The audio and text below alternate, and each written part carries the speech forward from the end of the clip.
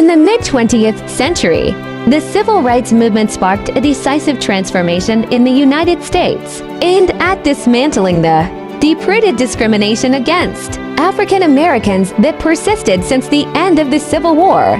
While prominent figures like Martin Luther King Jr. and Rosa Parks are often associated with the movement, an unexpected advocate also emerged, Norman Rockwell, a white artist renowned for his nostalgic portrayals of average America. Before the 1960s, Rockwell was best known for his work as a cover artist for the Saturday Evening Post, capturing the charm of everyday life. However, as the civil rights movement gained momentum, Rockwell underwent a profound shift in his artistic vision. He set aside his lighthearted depictions of American life to create powerful work centered on social justice, with the problem we all live with standing out as a defining piece of this era. Norman Rockwell. Norman Rockwell, born in New York City at the dawn of the 20th century, showed exceptional artistic talent from a young age. By the time he was 18, he had already secured a job as a cover artist for Boys Life magazine.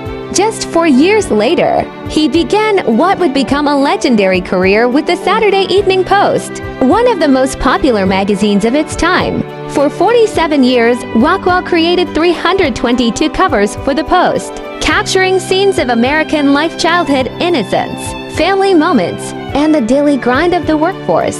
His work resonated with the public, offering a comforting and nostalgic vision of mid-century America. In 1963, at the height of his popularity, Rockwell made a significant career shift. He left the Saturday Evening Post and joined Look magazine, where his focus changed dramatically. No longer content with idyllic depictions of everyday life, Rockwell embraced themes of social justice, leaving behind his previous artistic style. Reflecting on this transition at the age of 75, he remarked, "For 47 years, I portrayed the best of all possible world's grandfathers. Puppy dogs, things like that. That kind of stuff is dead now, and I think it's about time." A year after joining Look, Rockwell created one of his most iconic works, The Problem We All Live With, a powerful commentary on the civil rights movement. The Problem We All Live With. The Problem We All Live With features Ruby Bridges, a 6-year-old African-American girl, on her first day of school. Dressed in a clean white dress and carrying her school supplies, she appears like any other first grader. What surrounds the young girl, however, is not typical. Due to threats of violence, Bridges is escorted by 4 deputy U.S. Marshals, their heads cropped from the frame, emphasizing her isolation as the only fully visible figure.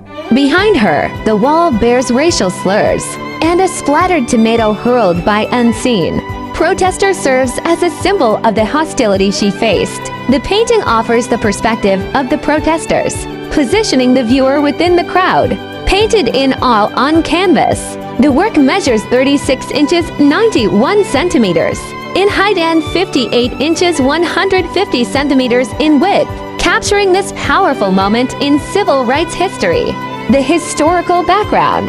In the wake of the landmark 1954 Supreme Court decision in Brown v. Board of Education, Ruby Bridges was one of a select few students chosen to initiate the desegregation process in New Orleans. As the only child among this group to attend William Frantz School, she faced a hostile mob during her journey to the school's entrance. Despite the turmoil, Bridges remained steadfast. Charles Burks, one of her U.S. Marshal escorts, remarked on her composure, stating, "She showed a lot of courage. She never cried.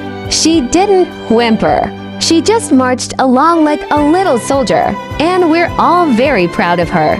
Interestingly, Bridges views her response to the situation not as an act of bravery, but as a reflection of her childhood innocence. In a 2011 interview, she shared, "The girl in that painting at 6 years old knew absolutely nothing about racism. I was just going to school that day.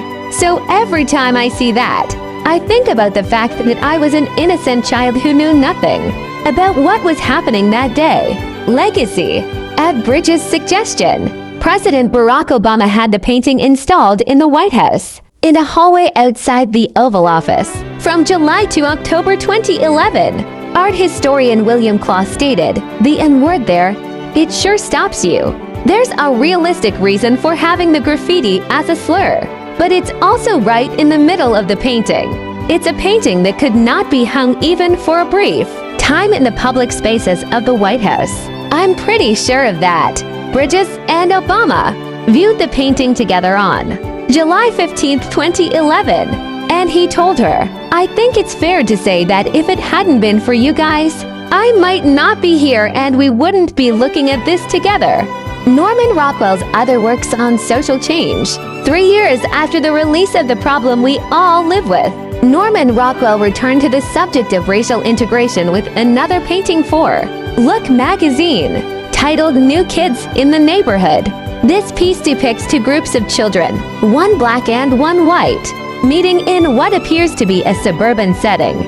A moving truck in the background hints at the arrival of the black family, positioning the black children near the truck's cargo to signify they are the new residents. The expressions on the white children's faces suggest a mix of curiosity and uncertainty, reflecting the broader societal tensions of the time. As neighborhoods began to desegregate, the painting captures the cautious but meaningful first encounters that characterize the early stages of integration in American communities. Please subscribe this channel.